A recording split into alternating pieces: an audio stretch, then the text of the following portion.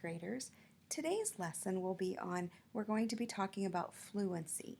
Fluency is when you're reading, it's the ability to read and understand written text, and you also want your reading to be smooth and fluid as you're reading. Okay, so let me show you some examples. Okay, if I were reading this and I wasn't being fluid, I might read it like this: sideline support. Players and fans were keeping cool with soft drinks and ice cream on the hottest day of July and the first day of the Little League tournament. Brett, an outfielder, was watching the game from the bench. Crack! Fans erupted in a chorus of cheers. Okay, now that may have been a little hard to follow along with. There are a few things that I did not do. Whenever you see a period in a text that you're reading, that's a good time that you should take a pause and take a breath. Okay? Commas are another time to take a pause and to take a breath. Commas are in there because a lot of times it's a long sentence and we need that breath when we're reading. Another thing that you can do to be a fluid reader is if you see a word in italics or even with an exclamation point, that means you should raise your voice when saying that. Okay, so let me try this again using those techniques for fluidity. Sideline support. Players and fans were keeping cool with soft drinks and ice cream on the hottest day of July and the first day of the Little League tournament. Brett, an outfielder, was watching the game from the bench. Crack! Fans erupted in a chorus of cheers. Okay, did you notice the difference between the two readings? Just by simply pausing when I saw a period and raising my voice when I saw an exclamation point. Now let me show you another tool to use when you're learning how to be fluid in your reading.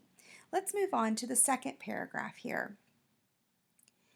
When you come upon a word that you do not know, that's fine. You can stop and sound out the word and then start over. Okay? If you notice here, this word is highlighted or kind of shaded in gray. Listen as I get to that word and see how I approach this word that may be difficult. Cheers for someone other than me, came a small voice from beside Brett. Brett was surprised to see that the speaker was Omar, one of the younger boys on the team.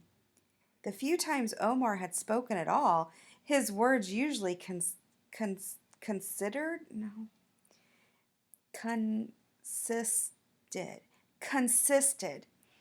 The few times Omar had spoken at all, his words usually consisted of yes, no, coach, or some other combination of the three.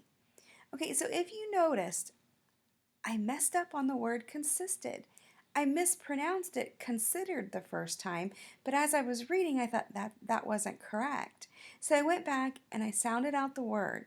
Then I went back to the sentence that word started in, because sometimes when you stop in the middle of a sentence and try to pronounce a word, you lose the meaning of that sentence. So it's okay to stop and have to sound out a word.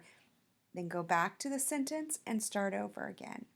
Okay, what I would like you to do now is grab your learning partner and read this out loud to your learning partner, these two paragraphs, this reading passage.